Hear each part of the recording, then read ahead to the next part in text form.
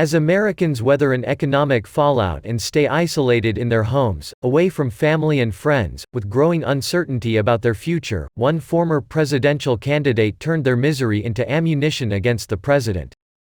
Hillary Clinton, who lost to President Trump in 2016 after calling half of the country a basket of deplorables, received news that the United States now had the most confirmed cases of the Wuhan illness.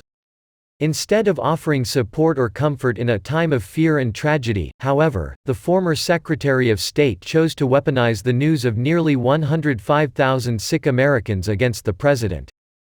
Clinton shared on Twitter, along with a news article confirming that her own country led the world in confirmed cases of this illness.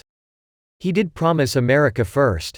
That tweet was preceded by another jab at Trump, chastising his optimistic hope of reopening the country's frozen economy as soon as possible. She said on Thursday, "Before sending anyone back to their jobs, Donald Trump, you should try doing yours." The president has addressed the nation nearly every day for 3 weeks as he has responded to the crisis with a team of experts and incorporated help from the private sector to manufacture much-needed medical supplies.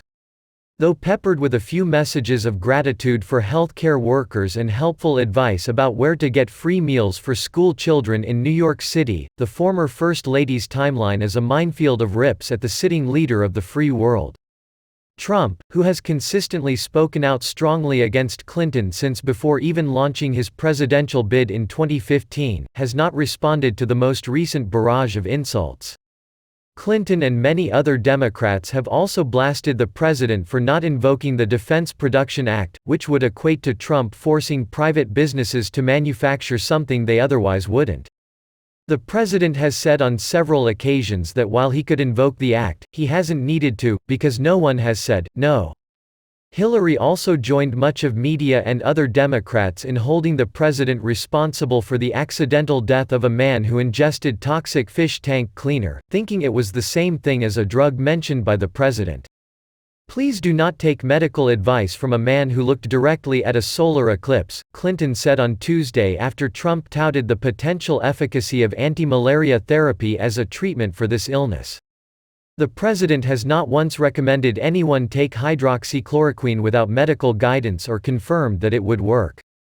Despite the negative reviews of Trump that Hillary has diligently been posting to social media in the time of crisis, the nation has reflected the opposite view. A recent Gallup poll showed that 60% of Americans approved of the job the president was doing in terms of leading the nation during the crisis. An ABC poll released on Friday shows the president's job approval rating as more positive than negative for the first time since he was sworn in as president. Clinton's reaction to news of the newest, staggering statistics related to the pandemic left many Twitter users angry that a former public servant would choose partisan bitterness over empathy and support for the country.